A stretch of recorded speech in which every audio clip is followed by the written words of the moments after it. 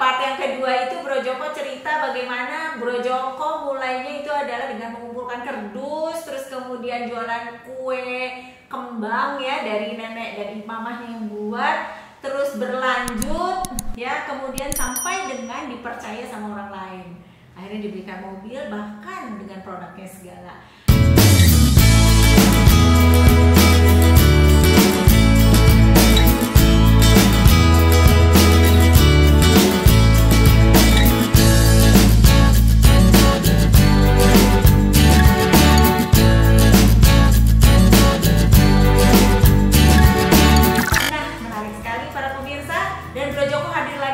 Bersama kita untuk meneruskan ceritanya. Halo Bro Joko.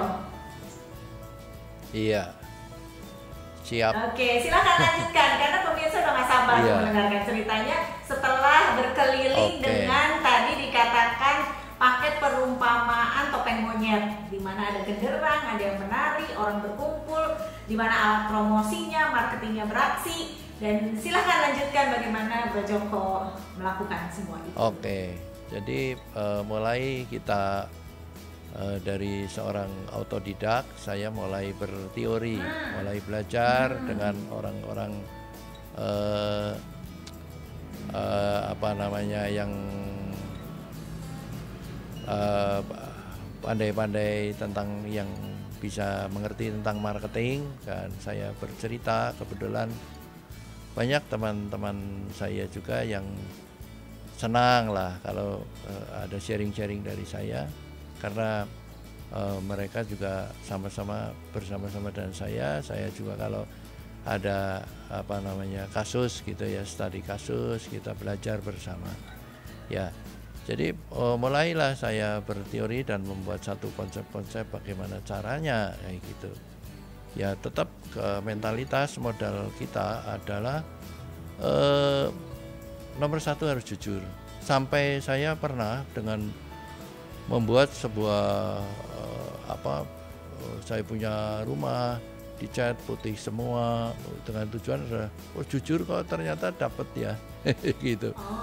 Dari kejujuran itu dapat dipercaya orang, dapat mobil. Nah, singkatnya itu karena saya dipercaya, tidak punya modal, bergerak terus berkembang. Pada saat itu adalah bergerak dari tahun 76 sampai dengan tahun 80 ya, itu 4 tahun saja saya bergerak, itu saya sudah bisa mempunyai mobil box 5. Wow.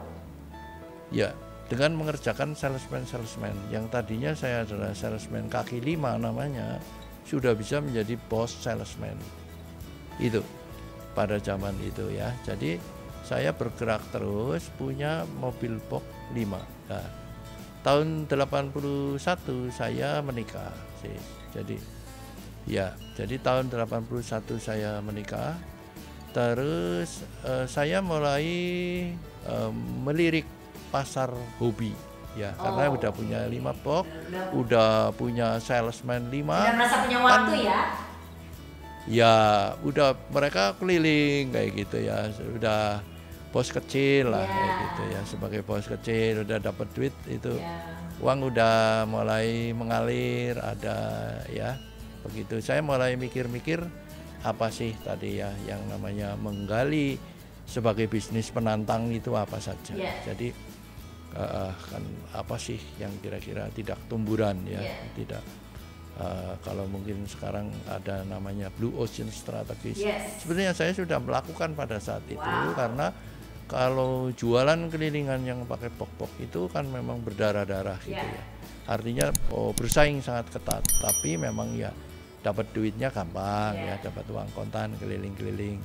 Dan strategi saya itu kalau di daerah sini strateginya saya tidak mau di kota-kota. Saya naik ke gunung-gunung ya, dekat-dekat di sini kan banyak pegunungan yang makmur ya, ada petani cengkeh, zaman dulu ada petani tembakau, gitu. Dan itu saya udah mulai milih gitu ya. Nah, mulailah saya bisnis hobi, yaitu bisnis hobi saya bergerak menjadi sebuah apa yang mulai punya bisnis, ada sound system, ada bisnis tahun 82 saya bisnis mobil bekas. Oh, okay. Ya, dan saya adalah bagaimana caranya kok tiba-tiba bisa lari ke mobil bekas? Karena yaitu saya hobi senang pada saat saya bergembira sekali mempunyai mobil 5 itu kalau rusak saya bisa senang sekali mengecat sendiri dan lain sebagainya, belajar manggil tukang.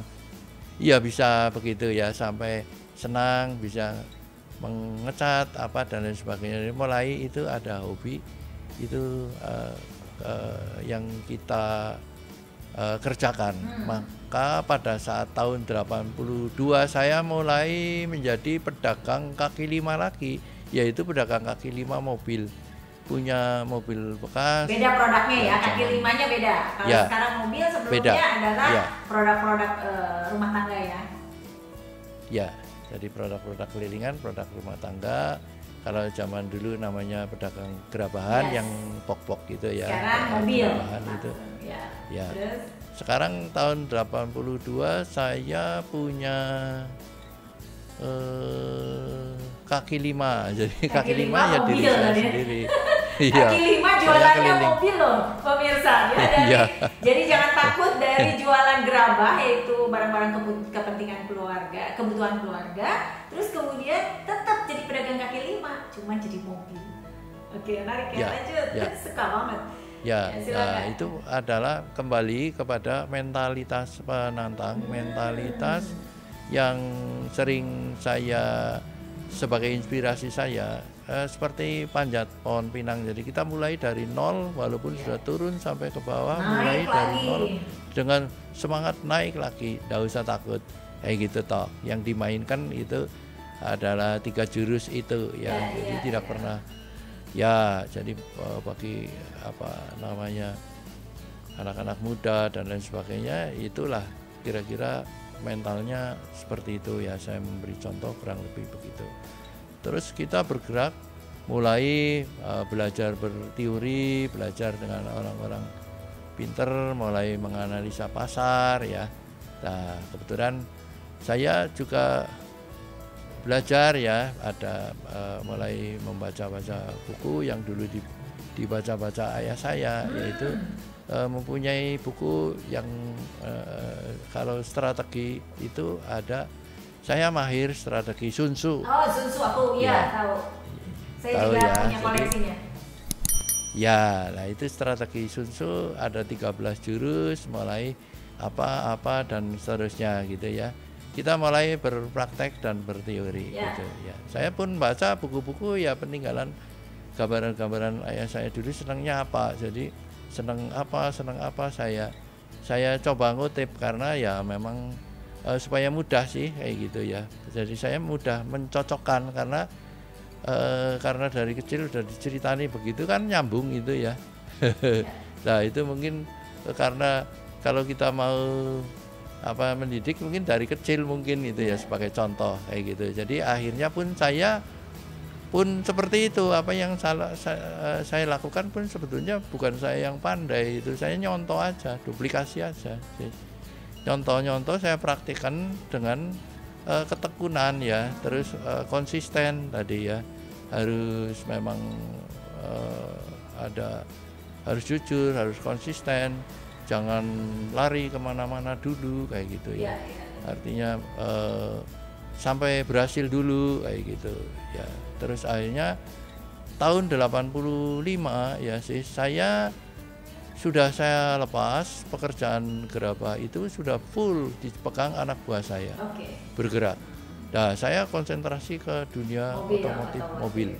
Ya, jadi basic saya adalah pedagang mobil bekas branded Nike ya. Nike mulai mencetak ada keuntungannya besar kayak gitu ya.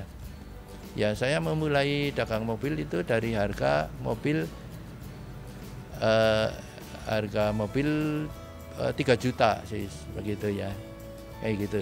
Dimulai dengan itu, saya hafal sekali di situ sampai bergerak terus Terus karena saya juga aslinya nggak punya modal ya, tentunya tadi naik turun kayak panjat pohon pinang. Ya, pada saat berdagang mobil lagi enak-enaknya ya, ada apa ya, tahun 90-an lah itu berubah lagi sih, berubah lagi ya. Berubah lagi karena ada apa yang namanya kebijaksanaan moneter ya, gebrakan ya, krisis, gebrakan Sumarlin apa ya, mungkin kayak gitu apa ya namanya ya, istilahnya gitu. Tahun 90 ya namanya merangkak lagi, dari bawah lagi naik lagi gitu. Tapi konsistensi itu penting sekali karena apa? Saya tidak lari dari dagang saya mobil. Jadi fokus. Pada saat ya fokus terus dan saya berdagang terus. Sampai merambat karena fokus kan otomatis orang percaya dengan saya, itu ya sis. Banyak pembeli saya itu menjadi repeat order, ya banyak bakul saya, yaitu bakul itu kan saya kenapa bilang bakul mobil karena saya itu bergerak itu jual mobil ecer juga jual mobil partai juga, ya. Partai bagaimana caranya, karena saya adalah seorang kaki lima yang ahli, yang mana nama julukannya menjadi kirmister. Kirmister itu tukang kir, ngekir mobil. Kirmister. Iya, jadi iya lucu ya. Julukan yang unik. Ya, julukan kirmister itu melekat pada diri saya. Kenapa nggak jadi salah satu brand? Ya itu nanti coba yang kita bagus-bagus tuh biar diteruskan anak saya. Kirmister itu bagus itu. Ya kan anak saya juga membuat sih dari cerita-cerita itu, nanti ada beberapa yang memang pengembangan ya. Nanti kita cerita sama Henry. Siapa Henry membuat. Adalah juniornya Pak Joko, Bro Joko. Ya. Silakan saja lanjut. Masih kepo. Ya, jadi sampai 90 sekian lah ya, itu kita mengalami dari bawah lagi karena ya otomatis berubah lagi kayak gitu. Yang dulu enak selama 5 tahun bergerak menjadi ada perubahan lagi. Menemukanlah yang namanya yang langgeng adalah perubahan tadi ya. Jadi sudah mulai dituntun, sudah punya anak buah yang mungkin dari teman-teman manajemen kayak gitu ya, mulai belajar tukar pikiran ya. Akhirnya saya menjadi kirmister yang sangat terkenal. Kalau menjual mobil saja sampai dijuluki ya itu, sampai karena kejujurannya saya itu sampai ada tagline bahwa kalau tadi ada jualan ecer, ada jualan bakulan ya. Bakulan tuh saya masuk ke showroom. Jadi jualan bakulan itu adalah jualan partai besar kalau pemirsa. Partai Jawa masuk adalah saya bakulan. Bakulan. Jadi menjadi supplier kepada mobil-mobil bekas kepada di Jogja, di Semarang, di mana, dan saya terkenal karena saya kirmister. Jadi kalau pilihannya itu mobil bekas, ya udah beli sama Pak Joko, aman ya. Barangnya itu sampai orang tuh suka. Akhirnya karena tadi saya jujur dan ahli menjadi seorang kirmister, pemodal itu naruh uang ke saya, malah saya suruh beli mobil. Iya, suruh membelikan mobil dia. Di Jogja omsetnya ada yang 1 bulan 150 sampai 200 mobil. Umpama kayak gitu ya. Kan ada istilah namanya non AB gitu. Non AB atau non H gitu ya. Itu bahasa dunia otomotif non AB atau non H itu adalah plat nomor. Jadi kalau AB adalah Yogyakarta, H adalah Semarang. Jadi buat para pemirsa, kenapa itu non AB, kenapa itu H. Jadi itu adalah plat nomor di suatu kota. Jadi AB adalah Yogyakarta dan H adalah Semarang. Ya, silakan lanjut. Ya, dan itu seiring sejalan saya menjadi kirmister itu sudah tidak perlu modal lagi karena orang berebut mau beli mobil sama saya. Jadi inden gitu. Malah ya? Iya, jadi pasti pokoknya dia udah membawakan uang. Zaman dulu nggak ada transfer DP langsung saya bawa cash. Bawa koper. Oh, serius? Koper itu iya, koper itu isinya uang untuk belanja, karena mobil bekas kan nggak boleh utang. Jadi kayak film-film mafia gitu ya, bawa koper uang. Oh iya, koper keliling-keliling belanja mobil saya, tapi bukan uang saya itu, uangnya bos-bos mobil yang di kota-kota besar. Mereka udah memberikan uangnya dulu. Iya, dan orang-orangnya masih ada lah sampai sekarang, mereka juga mengerti sekali. Nanti someday kita akan video juga bersama mereka ya. Ya, sebagai yang masih eksis, yang masih hidup lah ya. Yang masih eksis. Ya, seru banget. Silakan. Iya, itu menarik sebetulnya ya. Jadi bermula dari orang jujur, saya tanamkan sebuah kejujuran, terus fokus, terus saya juga bersyukur, saya juga ya itu sebuah kalau saya beri namanya adalah seperti komitmen ya, ada macam-macam gitu ya. Jadi komitmen kelompok yang simpel-simpel itu kita prinsip menjadi fondasi hidup saya begitu, yang saya tularkan terus-menerus, dan itu istilahnya booming itu ya. Kalau sekarang booming.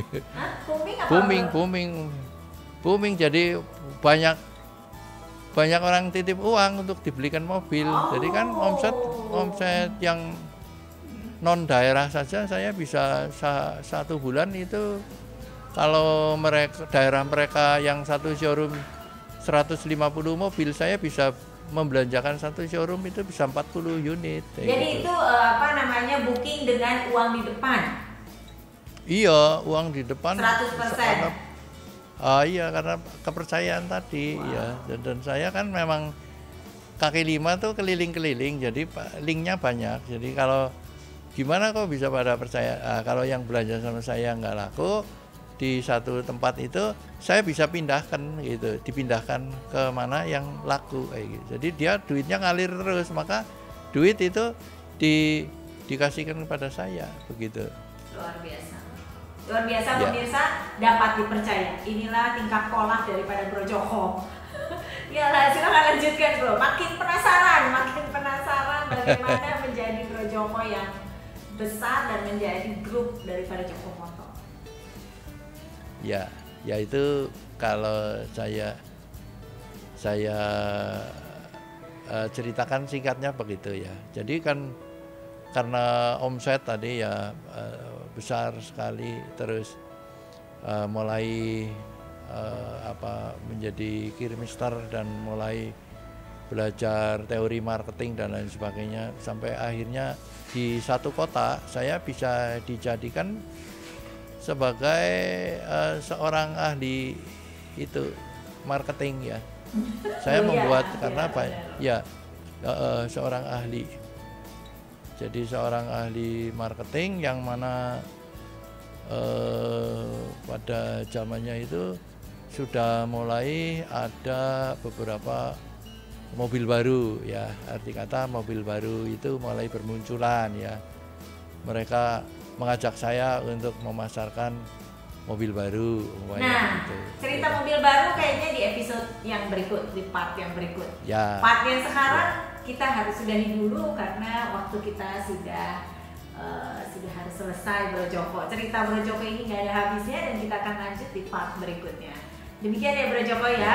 Saya akan ringkas sedikit. Bagaimana Bro Joko di part ini adalah memulai dari perumpamaan topeng monyet. Untuk jadi marketing, bikinlah keramaian dengan genderang. Bikinlah promosi sehingga orang berkumpul. Pada saat berkumpul, maka siapkanlah senjata Anda untuk beriklan atau menyampaikan produk Anda. Itu mulainya dari gerabah, yaitu produk-produk rumah tangga. Berkeliling dari satu tempat ke tempat lain. Berubah menjadi bukan gerabah, tapi mobil bekas. Tetap berkeliling, tetapi beda barang yang dijual. Makin lama, resepnya adalah dapat dipercaya, di mana orang memberikan uangnya sebelum membeli. Kebayang, barangnya belum ada, uangnya sudah dititipkan pakai koper. itu luar biasa banget. Itu yang membuat Bro Joko disebut Kir Master dan kemudian disebut ahli marketing. Episode hari ini menarik sekali dan tunggu pemirsa, masih ada episode berikutnya yang kita akan lanjutkan karena itu baru pertengahan daripada kisah hidupnya Bro Joko. Sampai di sini Bro Joko, kita ucapkan terima kasih Bro Joko, salam. Oke, ya terima kasih sis. Sampai jumpa lagi di episode berikut. Ya bro, karena aku masih penasaran bro untuk ceritanya ya. Terima kasih Bro Joko, terima kasih pemirsa. Siap.